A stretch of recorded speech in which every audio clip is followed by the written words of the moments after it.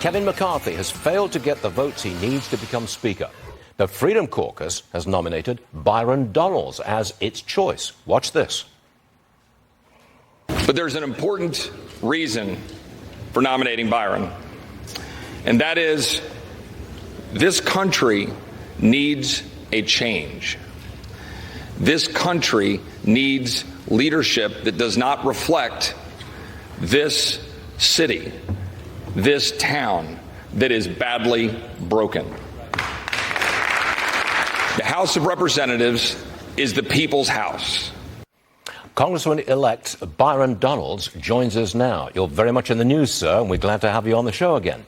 Congressman, have you been actively seeking votes overnight and into this morning?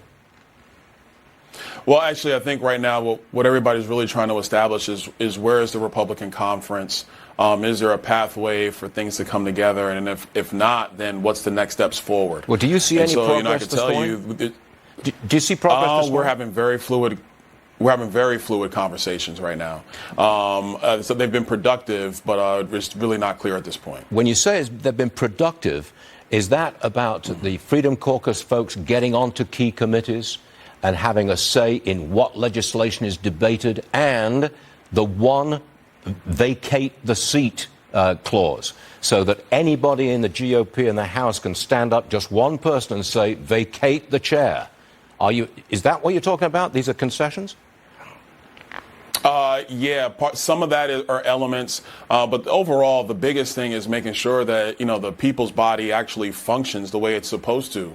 Look, I've been here 2 years, but I've been observing politics for about 10, and one thing that's clear is that the Speaker's office has consolidated more power from the membership. And so if this place is going to work appropriately to take care of all the concerns that your viewers talk about in terms of having a stable economy, sound energy market, secure border, a currency where purchasing power isn't eroding the ability of people to put food on the table, then Washington has to work. And so what you're seeing right now is an open process where the leadership of the House of Representatives is being discussed, debated, negotiated, and I think that's a positive thing. So that's what we're trying to do up here. The concessions that are being talked about, are they enough to get someone like you or the other 20 members in opposition, enough to get them to change their votes and vote for McCarthy? We'll see. I mean, like I said, we're in these McCarthy? negotiations and discussions right now. You've seen the concessions. Would you vote for McCarthy under any circumstances? Would you do that?